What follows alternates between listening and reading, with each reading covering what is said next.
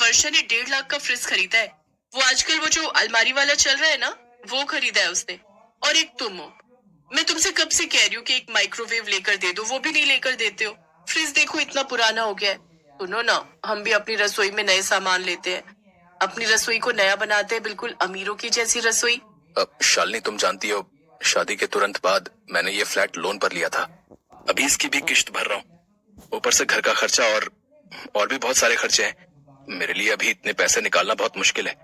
तुम्हारी सहेलियां बहुत अमीर हैं, वो ये सब आराम से ले सकती हैं, पर तुम तो मुझे समझ सकती हो ना। शालिनी रवि का हाथ झटक देती है और चाय का कप और प्लेट उठाकर रसोई में चली जाती है। किस्मत मेरी ही खराब है जो मैंने तुमसे शादी की।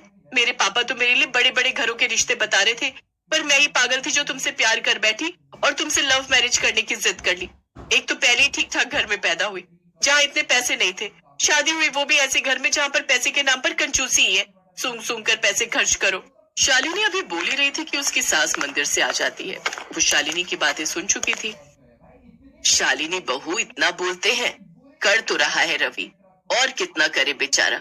पूरा दिन मेहनत करता है, तुम्हें तो सपोर्ट करना चाहिए। और तुम हो कि उसको सुना रही हो, उसकी कमजोरी का उसे एहसास दिला रही हो। एहसास दिलाऊंगी तभी कुछ करेंगे, वरना ये नहीं कुछ करने वाले। मुझे तो लग रहा है मुझे ही कुछ करना पड़ेगा, इनके बस का कुछ नहीं। मैं अपनी इच्छाओं को नहीं मार सकती। मैं अपनी सहेली अल्पना के घर जा रही हूँ। रात की रोटी माँ जी बना लेंगी। मेरा डिनर मेरी फ्रेंड के घर पर है। शालिनी मुंह बनाती हुई अपने कमरे में चली गई। रवि अपने काम पर चला गया और उसकी सास दूसरे कामों को देखने लगी।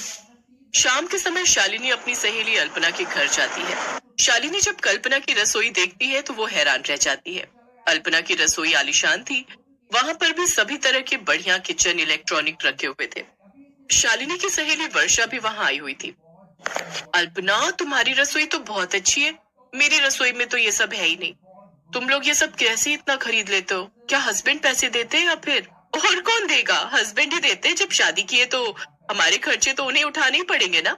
लेकिन ऐसा नहीं है, वो मेरी ननद ना थोड़ी कम पैसे वाली है, तो जो फ्रिज मैंने लिया है उसे बहुत पसंद आया था। उसने भी खरीदा है पर किश्तों में लिया है। अगर तू चाहे तो तुझे भी किश्तों में फ्रिज मिल सकता है। बस थोड़े पैसे पहले देने पड़ते हैं, उसके बाद तुम्हारी इंस्टॉलमेंट्स बन जाती है। क्या तू सच कह रही है? कितने पैसे देने पड़ेंगे? वो मैं अभी अपनी ननद से पूछ लेती हूँ। वो तो बहुत कुछ किश्तों में लेती रहती है। उन्होंने तो धीरे धीरे करके पूरी रसोई ऐसी बना दी अपनी कि पूछो मत। महंगी से महंगी क्रॉकरी, बढ़िया बढ़िया इलेक्ट्रॉनिक आइटम्स, सारी किचन ऐसी उनकी सजी रहती है। वर्षा की बातें सुनकर शालिनी के मन में लालच आ जाता है और वो भी अपनी सहेली के कहने पर रसोई के लिए महंगा वाला फ्रिज खरीद ही लाती है। शालिनी, ये क्या है इतने बड़े बक्से में? माँ जी, मैंने वो बताया था ना आजकल अलमारी वाले फ्रिज चल रहे, मैंने वही खरीदा है। 1.5 लाख का फ्रिज है। मैं तो बहुत खुश हूँ। 1.5 लाख? पर इतने पैसे कहाँ से आए बहू? अरे माँ जी, 1.5 लाख रुपए एक साथ नहीं दिए। मेरी किश्तें बनी है। 2 साल तक हर महीने थोड़े थोड़े पैसे देने हैं। बस अब मैं इसको बढ़िया से रसोई में सजा देती हूँ, फिर इसमें अच्छे अच्छे सामान लाकर रखूंगी। उस दिन के बाद शालिनी ने रसोई की हर चीज किश्तों में खरीदना अपनी आदत बना लिया। वो तो अपनी रसोई को बिल्कुल अमीर रसोई बनाना चाहती थी। इसलिए आज फ्रिज, कल महंगा वाला माइक्रोवेव, फिर जूसर, कभी फूड प्रोसेसर। इस समय शालिनी के ऊपर कम से कम 8 से 9 लाख का कर्ज था। आज फिर शालिनी ने एक कॉफी मशीन मंगवा ली जिसकी कीमत 75,000 रुपए थी। तभी रवि आ जाता है। उस समय शालिनी की सहेलियां चाय पर आई हुई थी। शालिनी उनके सामने अपनी रसोई की चीजें दिखा रही थी। कैसी लगी मेरे नए कॉफी मशीन की कॉफी? वर्षा, थोड़ी और लो। सचमुच कॉफी तो इस कॉफी मेकर में बहुत टेस्टी बनी है। वैसे तेरी रसोई बिल्कुल अमीरों वाली बन गई है। अब ना इस रसोई को तुड़वाकर एक नया मॉड्यूलर किचन बनवा ले। सारा सामान तेरा उस किचन में सेट हो जाएगा। हाँ, वर्षा ठीक कह रही है। अल्पना की किचन तो तूने देखी है ना? मैंने भी अल्पना की जैसी किचन बनवाई है। सब कुछ स्टील की और वुड के दरवाजे, अलमारियां बहुत बढ़िया होती है। पूरा मॉडर्न किचन बन जाता है। इसमें भी तू बनवाने के बाद थोड़े थोड़े पैसे दे सकती है। पूरे पैसे एक साथ देने की जरूरत नहीं। अच्छा, कितने लाख की बन जाएगी? वो तो तेरे ऊपर डिपेंड करता है कि तू उसमें कितना खर्च कर सकती है। वैसे 1 लाख से 5 लाख के बीच में आराम से बन जाएगी। वो मैं तेरी बात कर दूंगी। है मेरी जानकारी में वो थोड़े थोड़े पैसे लेकर बना देंगे। ठीक है, मैं प्लान करती हूँ। अच्छा, तुम लोग कॉफी पियो, मैं तुम्हारे लिए अपने नए एयर फ्रायर में बने स्नैक्स लेकर आती हूँ। शालिनी, रवि बहुत देर का आया हुआ है, मेरे कमरे में बैठा है, वो थोड़ा परेशान है। आप? अच्छा, मैं देखती हूँ। क्या हुआ रवि? माँ जी कह रही है कि तुम थोड़े परेशान हो।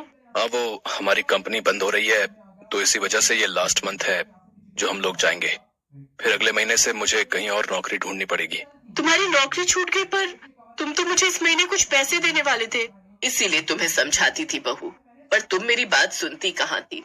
हमारे बड़े बुजुर्ग कह गए हैं कि जितनी चादर हो उतने पैर पसारने चाहिए। मैंने सोच लिया है माँ जी, मैं ये सब चीजें बेच दूंगी। जब मैं पैसे ही नहीं भर सकती तो मैं ये सब चीजें रख कर क्या करूंगी। पता नहीं रवि की नौकरी कब लगेगी, और जब लगने के बाद भी 1 महीने बाद पैसे आएंगे, और घर में दूसरी चीजों के लिए भी पैसों की जरूरत है। शालिनी अभी बात कर ही रही थी कि उसकी सहेली अल्पना और वर्षा आ जाती है। वो सारी बातें सुन चुकी थी। शालिनी, वो मेरा पर्स यहाँ रह गया था। परेशान मत हो, तू हमारी दोस्त है, और दोस्त हमेशा दुख सुख के साथ ही होते हैं। हमने तुझे ये सब खरीदने के लिए उकसाया था, और हम ही तुझे हल बताएंगे। देख, मैं ये नहीं कहूंगी कि तू हमसे कर्जा लेकर किश्तें भर, बल्कि मैं ये कहूंगी कि तू नौकरी कर। सच, अगर ऐसा हो सकता है तो मैं तुम दोनों के साथ काम जरूर करूंगी। Thank you Kalpana, thank you Varsha, तुम दोनों मेरी सबसे प्यारी दोस्त हो। शालिनी की आंखों में खुशी के आंसू आ जाते हैं, और अपनी सहेलियों की वजह से उसे हिम्मत मिलती है। और आज शालिनी की दोनों सहेलियों ने उसका साथ दिया, और धीरे धीरे करके शालिनी ने मेहनत के साथ अपनी सारी किश्तें उतार दी। साथ ही घर की आर्थिक स्थिति में भी बहुत सुधार हो गया, क्योंकि अब रवि और शालिनी दोनों वर्किंग थे।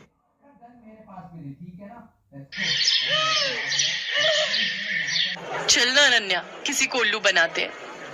क्या सुकन्या, तुझे तो हर टाइम मस्ती सूझती रहती है। घर चल। चल लेंगे ना, पर पहले किसी को बेवकूफ बनाते हैं। नहीं, बहुत हो गया। उल्टे पुल्टे काम तू करती है और डांट मुझे खानी पड़ती है। और सुन, वो कल पड़ोसन आंटी के साथ क्या किया तूने? क्यों, कुछ कह रही थी क्या? हाँ, मुझसे कह रही थी कि आजा तुझे सबक सिखाती हूँ। बता तूने क्या कहा उन्हें?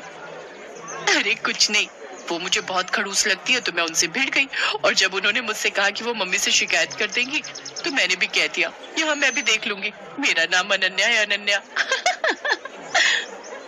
इतना कहकर अनन्या गुस्से में सुकन्या को मारने के लिए दौड़ी, और सुकन्या अपने घर की तरफ भागने लगी। अनन्या और सुकन्या जुड़वा बहनें थी, देखने में बिल्कुल एक जैसी। उनमें फर्क कर पाना बहुत ही मुश्किल था। कई बार तो उनके माता पिता भी उन्हें पहचानने में धोखा खा जाते थे, और इस बात का सुकन्या बहुत फायदा उठाती थी। वो हमेशा कुछ भी शरारत करती तो डांट बेचारी अनन्या को खानी पड़ती। उस दिन भी घर देर से आने के लिए अनन्या को ही माँ से डांट खानी पड़ी। फिर शाम को, मिल गया सुकून तुझे? अरे यार, क्यों इतनी टेंशन लेती है? 1-2 साल बाद हमारी शादी हो जाएगी, फिर तू कहाँ और मैं कहाँ। सुकन्या धीरे धीरे और चालाक और कामचोर होती गई, और अनन्या उतनी ही मेहनती और संस्कारी। मगर दोनों बहनों की किस्मत ने उन्हें एक दूसरे से दूर नहीं होने दिया। दोनों बहनों की शादी एक ही घर में हो गई। बड़े भाई की शादी सुकन्या से और छोटे की अनन्या से। अनन्या को घर का सारा काम आता था, खासकर वो खाना बहुत ही अच्छा बनाती थी, जबकि सुकन्या ने कभी कुछ नहीं सीखा। फिर एक दिन,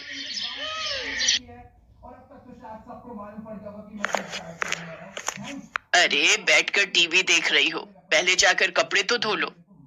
माँ जी, आप अनन्या को बोल दो ना, सुबह से मैं ही तो घर का सारा काम कर रही हूँ, बर्तन धोए और फिर खाना भी बनाया। अच्छा अच्छा अच्छा, सॉरी बेटा, मुझे लगा कि वो सब अनन्या ने किया है। नहीं नहीं माँ जी, सारे काम मैंने किए, वो तो बस अभी निकली है अपने कमरे से। अच्छा, रुको जरा, अभी खबर लेती हूँ उसकी। सरला गुस्से में अनन्या के पास गई जो झाड़ू लगा रही थी। दिन भर बस टीवी या फिर आराम, अब ये कोई टाइम है झाड़ू लगाने का? पर माँ जी, चुप हो जाओ, एक गुस्से देखो अपनी बहन को, कितना काम करती है बेचारी। अपनी सास की बात सुनकर अनन्या समझ गई कि उसकी बहन सुकन्या ने उसकी सास को भी बेवकूफ बना दिया है। वो अपनी सास से कुछ नहीं बोली और चुपचाप झाड़ू लगाती रही। बेचारी अनन्या सुबह से शाम तक घर के सारे काम करती, लेकिन फिर भी उसे ही सास की डांट खानी पड़ती। फिर एक दिन, अरे बहू चल मेरे साथ रसोई में, आज मिलकर खाना बनाते हैं। ठीक है माँ जी, आप चलो, मैं आती हूँ। सरला रसोई की तरफ चली गई और सुकन्या सीधे अनन्या के कमरे में। अरे अनन्या, वो तुझे माँ जी बुला रही है खाना बनाने के लिए। अच्छा, बस अभी जाती हूँ। सुकन्या ने एक बार फिर अनन्या को बुद्धू बना दिया था, और बेचारी अनन्या को पता ही नहीं था कि उसकी सास ने उसे नहीं बल्कि सुकन्या को बुलाया है। उधर रसोई में, आ गई, कहाँ रह गई थी? चलो एक काम करो, तुम आटा गूंथ दो, मैं सब्जी काट देती हूँ। ठीक है माँ जी। अनन्या ने बहुत जल्दी और बहुत अच्छा आटा गूंथा था, जिसे देखकर सरला बहुत खुश हुई। और फिर क्या बात है, इतनी जल्दी और इतना अच्छा आटा गूंथ दिया। अरे तुम अनन्या को कुछ सिखाती क्यों नहीं हो? उसे तो कुछ भी नहीं आता। अनन्या समझ गई थी कि उसकी सास सरला उसे सुकन्या समझ रही थी, और वो ये भी समझ गई थी कि रसोई के काम से बचने के लिए कामचोर सुकन्या ने उसे सरला के साथ भेज दिया। उसे सुकन्या पर बहुत गुस्सा आया, लेकिन वो कुछ बोली नहीं। ऐसे ही वक्त बीतता गया। सरला की नजर में घर का सारा काम सुकन्या करती थी, रसोई सुकन्या ही संभालती थी, जबकि अनन्या सिर्फ दिन भर टीवी देखती थी। जबकि सच इससे बिल्कुल उलट था। और फिर एक दिन, अरे बेटी सुकन्या। जी माँ जी, बताइए। उस दिन जो तुमने हलवा बनाया था ना, वो बादाम वाला, मेरा खाने का बहुत मन हो रहा है, मेरे लिए बना दो ना। इसमें कौन सी बड़ी बात है, लो आप टीवी देखो, मैं बस अभी लाती हूँ बनाकर। ना ना, मुझे तो खाना है ही, पर मुझे वो हलवा बनाना भी सीखना है, तो मैं भी चलती हूँ साथ। तुम बनाना और मैं देखूंगी। अब आप बैठिए ना माँ जी। अरे चलो ना, साथ में बनाते हैं। सरला जिद पर अड़ गई थी, और उधर सुकन्या की हालत खराब हो रही थी, क्योंकि आज तक उसने कभी कुछ बढ़िया नहीं बनाया था। जबकि उसकी सास सरला को लगता था कि सुकन्या ने पूरी रसोई संभाल रखी है। लेकिन सुकन्या इतनी जल्दी हार कैसे मान लेती? उसने फौरन दिमाग दौड़ाया। अब माँ जी, मैं तैयारी करती हूँ, तब तक आप बादाम ले आइए। अरे मुझे अपने कमरे में जाना पड़ेगा, बादाम का डिब्बा वहीं रखा है, चलो मैं लेकर आती हूँ। जैसे ही सरला अपने कमरे की तरफ गई, तभी रसोई में अनन्या आ गई। उसने बिल्कुल सुकन्या जैसी साड़ी पहन रखी थी। तू जा, मैं देख लूंगी। पक्का ना? हाँ हाँ, मुझे पता है कि तुझे कितना हलवा बनाना आता है। जल्दी कर, वरना माँ जी आ जाएंगी। अनन्या नहीं चाहती थी कि उसकी बहन को डांट पड़े, इसलिए वो सुकन्या बनकर रसोई में काम करने लगी। उसने अपनी सास को सुकन्या बनकर ही हलवा बनाना सिखाया। हलवा बहुत ही स्वादिष्ट बना था। सरला सुकन्या से बहुत खुश थी, क्योंकि वो तो अनन्या को सुकन्या ही समझ रही थी। फिर जाते जाते सरला ने अनन्या से कहा, बेटी सुकन्या, तुम ना अपनी बहन को भी समझाओ, मुझे तो उसे देखते ही गुस्सा आ जाता है। बताओ, तुम दोनों एक ही माँ की कोख से जन्मी हो, लेकिन तुम में और उसमें कितना अंतर है। सरला की बात सुनकर अनन्या को बहुत दुख हुआ। वो अपनी सास से सब सच कहना चाहती थी, लेकिन फिर अपनी बहन के बारे में सोचकर चुप रह गई। अगली सुबह सुकन्या जैसे ही उठकर रसोई की तरफ आई, तो उसकी सास सरला ने उसका हाथ पकड़ लिया। ये क्या कर रही है माँ जी? आज तुझे नहीं छोड़ूंगी। तूने मुझसे हमेशा झूठ बोला, तुझे कुछ नहीं आता, और तूने हमेशा अपनी बहन की मेहनत को अपना बताकर आराम तलबी की, और वो बेचारी दिन भर रसोई और बाकी कामों में लगी रही, ऊपर से मेरी डांट भी चुपचाप सुनती रही। सरला लगातार सुकन्या को डांट रही थी। तभी सुकन्या ने फिर से झूठ बोलकर बचने की कोशिश की। नहीं माँ जी, मैं झूठ नहीं बोल रही, मैं तो खूब काम करती हूँ। कल रसोई में सारा दिन लगाकर आपके लिए हलवा बनाया था ना, तब तो आप भी वही थी। वही थी, इसीलिए सब कुछ जान सकी। तूने हलवा बनाया था तो जरा दिखा अपनी कलाई, जो कल कढ़ाई उतारते हुए जल गई थी। दिखा, दिखा ना। अब सुकन्या अपने हाथ पीछे किए बिल्कुल चुप खड़ी थी, क्योंकि उसकी चोरी पकड़ी गई थी। इसके बाद सरला फौरन दूसरे कमरे में गई, जहां अनन्या अपनी जली हुई कलाई के साथ खड़ी थी। सरला ने उसके सिर पर हाथ फिराया और बड़े प्यार से बोली, मुझे माफ कर दो बेटी, लेकिन तुम भी मुझसे वादा करो कि इस घाव के ठीक हो जाने के बाद भी तुम और कोई दर्द नहीं झेलोगी अपनी उस कामचोर बहन की खातिर।